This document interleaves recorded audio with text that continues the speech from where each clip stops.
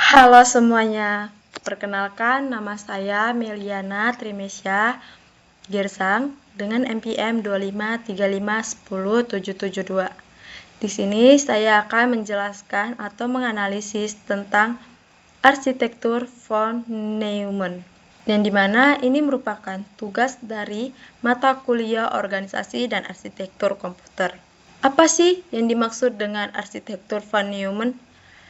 Arsitektur von Neumann merupakan sebuah arsitektur yang dikenalkan oleh John von Neumann, yang dimana arsitektur ini dapat menggambarkan model komputer yang di dalamnya terdiri dari data dan instruksi yang disimpan dalam satu memori yang sama. Di dalam arsitektur von Neumann ini terdiri dari 3 komponen utama. Yang pertama itu ada input-output equipment, yang kedua ada main memory, yang ketiga ada central processing unit atau CPU. Yang dimana central processing unit atau CPU ini terbagi menjadi 2 lagi, yaitu arithmetic and logic unit atau yang biasa kita sebut dengan ALU dan program control unit. Baiklah, di sini saya akan menjelaskan bagian-bagian atau fungsi dari bagian-bagian ini. Yang pertama itu ada input-output equipment. Ini terdiri dari dimana saat kita memasukkan data dan menghasilkan data. Input ini sendiri sebagai contoh yaitu komputer atau kursor. Bisa juga scanner. Dan output ini yaitu dia yang menghasilkan data seperti speaker, printer, dan yang lainnya. Selanjutnya, Central Processing Unit. Kita akan membahas tentang Arithmetic and Logic Unit terlebih dahulu. Arithmetic Logic Unit atau ALU merupakan bagian yang melakukan perhitungan dan logika, yang dimana perhitungan ini sendiri merupakan operasi matematika, yang dimana kita akan mempelajari tentang penjumlahan, pengurangan, pembagian, atau perkalian. Sedangkan untuk logikanya, kita akan menggunakan operasi logika seperti and, or, not. Selanjutnya, di Arithmetic and Logic ini terdiri dari beberapa bagian. Yang pertama, akumulator.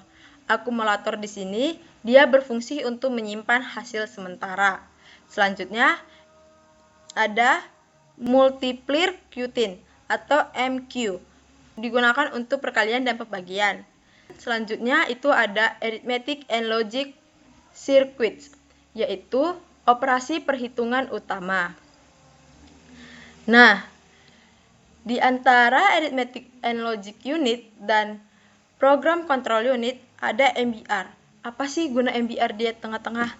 Ya, MBR ini atau memory buffer register itu merupakan penyimpanan sementara data yang sedang ditransfer atau jalan utama masuk atau keluarnya data. Selanjutnya, kita akan membahas tentang program control unit.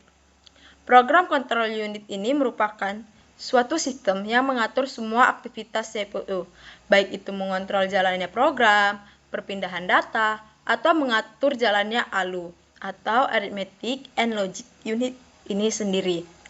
Yang pertama, bagiannya itu ada PC atau program counter, yang dimana PC ini berfungsi untuk menyimpan alamat instruksi berikutnya, atau dia berguna sebagai petunjuk arah.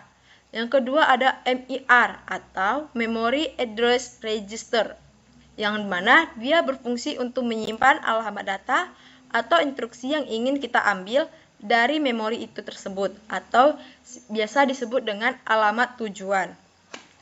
Yang ketiga itu ada IBR atau Instruction Before Register, atau menyimpan instruksi cadangan sementara. Contohnya, dia berguna kalau ada lebih dari satu instruksi dalam satu pengambilan. Yang keempat itu ada ER atau Instruksi Register, atau menyimpan instruksi yang sedang kita jalankan. Yang kelima ada Control Circuit, mengatur semua kerja CPU atau dia mengatur semua kerja Central Processing Unit, yang dimana dia berfungsi saat kita kapan mengambil data, kapan kita dapat memproses data, dan kapan kita dapat menyimpan hasil dari itu sendiri. Bisa disebut dia sebagai sutradara dalam komputer ini sendiri. Selanjutnya kita akan membahas address. Address di sini dia dari MIR atau Memory Address Register. MIR ini diproses dan masuk ke dalam main memory. Apa sih main memory ini? Ya, main memory merupakan tempat penyimpanan untuk data. Yang dimana fungsi utamanya itu yang pertama menyimpan instruksi, yang kedua dapat menyimpan data, dan yang ketiga menyimpan hasil sementara. Apa sih ciri khasnya ya gitu ya kan? Ciri khasnya itu data dan instruksi disimpan dalam satu tempat, tidak boleh dapat dipisahkan, bisa dibaca dan dapat ditulis. Yang ketiga dia bersifat sementara. Apa sih hubungannya antara Input-Output Equipment, Central Processing Unit, dan Main Memory? Ya, mereka semua berhubungan. Yang pertama itu ada input. Dari input ini, dia masuk ke MBR. Di MBR ini dia berfungsi sebagai penyimpanan sementara. Selanjutnya dari MBR ini, dia masuk ke Arithmetic and Logic Unit. Diproses. Selanjutnya dari Arithmetic and Logic Unit, kembali lagi ke MBR. Dari MBR dia masuk ke Program Control Unit. Setelah di Program Control Unit, step terakhir dia akan masuk ke MAR. Setelah di MAR, dia akan diproses atau diaddress untuk menyimpan alat data atau instruksi yang ingin kita ambil. Dari semua data ini, MIR ini akan menyimpan data lagi ke main memory. Dia disimpan lagi di main memory, selanjutnya kembali ke MBR. Dari MBR ini kembali ke output. Artinya MBR ini dia merupakan jalan utama untuk masuk dan keluarnya data.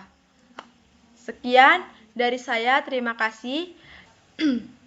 Mohon maaf jika ada kesalahan kata ataupun sikap saya dalam siaran ini, mohon dimaafkan. Selamat menonton semuanya. Bye-bye. Selamat menyaksikan.